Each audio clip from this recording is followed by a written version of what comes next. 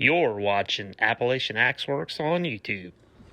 So welcome back to the channel again. This is going to be a second Rusty Gold What's in the Box video in a row. I actually got to go out on 2 picks in one day. I went in the morning and then I took a little break and then I went back out to another place I hadn't been in a very long time. And I was hoping to find some axes and some hatchets. Did not find that many axes or hatchets, but I did find a bunch of cool hammers. And you know, when you can find a good old tool for really cheap, you buy them.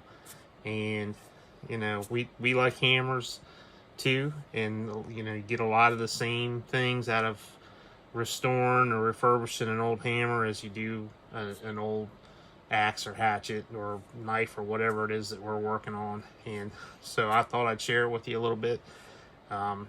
First thing is a really cool item. Take a look here. Got a brick hammer or a rock hammer, whatever you want to call it. But this one is really cool because this is a bluegrass. It's up underneath all that, whatever that is, cement, mortar, whatever's all over that thing. But this is probably a bluegrass right in there. So really cool find. Didn't pay much for it, which is, you know, optimum. So cool find. All right, let's see what else we got here. Oh, this one's a real cool one. If you haven't ever seen one of these, this is a chainy and pretty neat. And this has got the nail holder in it. So you just drop your nail in there, you can start it, drive it in. And that's kind of that was a proprietary thing for chainy. And you can see the screw there. It holds the two little BBs in there. So you just drop that nail in there. But if you want to take those out, clean them, or replace them or whatever, you got a screw right there. So neat design. Chainy had definitely had some unusual designs, some unique designs to their hammerheads, and this one's no exception. Pretty cool find. Don't find these too often, so when you find one, you gotta pick it up. This one here, let's see, I think this one's a plum. So I think you can see the plum right across there. And this was probably a plum autograph. So you can see right in the handle here, maybe there's a impression, and it says plum autograph right in here. Kind of worn down, but pretty neat find. So that's 2. We found 2 plum autograph hammers in one day. So pretty neat. There you go. And then, you know, they still got all these strings on them from the price tags. So, cut these off as we go. All right. Let's see, I'm not sure about this one. There's something in there, but I can't quite make it out. So we may not know what that one is until we clean it. But again, good solid old hammer. Most likely very old. So just by looking at it. And again, got the string on there, but be a good solid user. You know, we picked these up real inexpensive. So, and then this is a Stanley, nothing too dramatic. But what was cool about this one is you got this handle, and so this handle is a Mohawk, and it says the Sequatchie Handle Works Incorporated, Sequatchie, Tennessee. Well, that company is no longer in existence, but that factory is still there, and they still make handles. And I believe the Link company owns that factory. So they still make handles in that factory, but it's not that company anymore. But pretty cool, and this is a good handle. It'll clean up real nice. And this is a solid user. It's a Stanley. Nothing Nothing crazy. You all have seen tons of Stanley hammers in your life.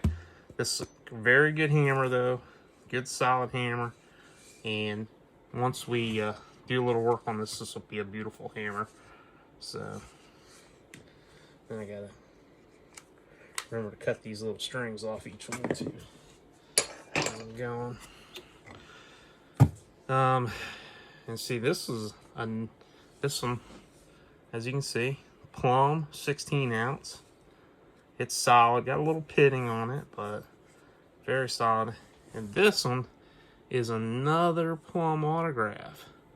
So that means we found one in the morning pick and two in the afternoon pick. So that's pretty crazy. So you can see it in there. Now, this handle's not reusable, but it makes a good conversation piece. So the head will clean up, we'll put a new handle on it, and this will be a beautiful hammer. So check it out though. Cool. This one is kind of an oddball one. The shape of the head is a little different. Got a little different shape to it. I don't know if there's a name on this one or not, but once we clean it up, we might find something under there. Handle's solid, so handles are reusable. But there you go. Let's see what else we got in here. Ball peens are always fun to find. So this one is a New Britain. So you can see it right in there. It says New Britain. Pretty cool. Obviously it's gonna need probably need a new handle. So, but cool find. Don't often find New Britain stuff too often. New Britain was another one of those companies that OEM'd. They made tools for other companies along with their own brand. So, cool find. Let's see what we got here. Got another ball peen. Ah, this one's cool. So this is a Fairmount. So you can see right in there, Fairmount. It's an old brand. It's a solid, very solid tool. Once we clean it up, I don't know if this is going to be one we're going to do all the way or if we're just going to clean it up and sell the head, but it's pretty nice. Nice logo. You can clearly see the Fairmount right there. So it's a nice find. Hammers, we pay very little for hammers, so you're getting a cool tool, you're getting a nice logo, and you get to talk about the history of that company for a very small price. That's what's great about finding. And this one, I know there's a name under here somewhere, but we're gonna have to clean this one up to figure out what it is. But it's solid again, very solid tool. No, it doesn't look like it probably in the video because it's all rusty, but this will be a nice user ball peen. And why go to the big box store and buy a junky Chinese made ball peen when you can get something like this for a few bucks, put a new handle on it, clean it up, and you got a good solid American made tool to use for a very long time. So there you go. And then we did find a couple hatchets, and this one here, I don't think this one's got a name on it, but it is very solid. And it's got a few issues. Got a little mushrooming on the hammerhead, and then got these. Looks like somebody tapped their initials in there probably, so it gives it a little provenance. Handle, we got the wrong kind of handle on it. It's a hammer handle on a hatchet, but we'll probably pull this handle off and use this on maybe one of these nice vintage hammers we got over here. But the handle's in great shape, it just doesn't belong on this. But nice heavy hatchet.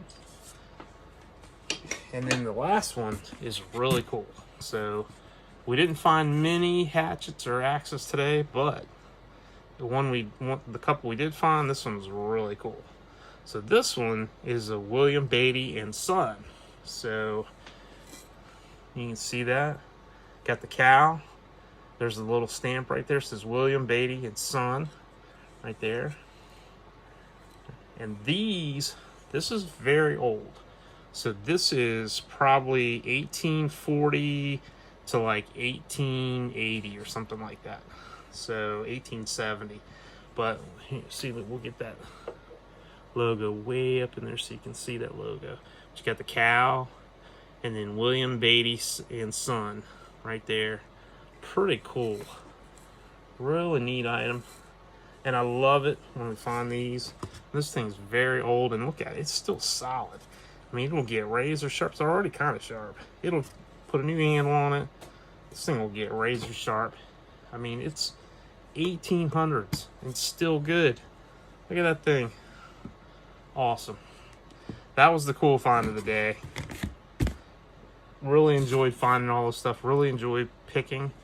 It is, you know, it is one of the fun parts about buying and selling and collecting vintage tools. Just going out there scavenging and see what you can find. And, you know, didn't find a lot of axes and hatchets today, but we did find one real cool one. Really neat hammers.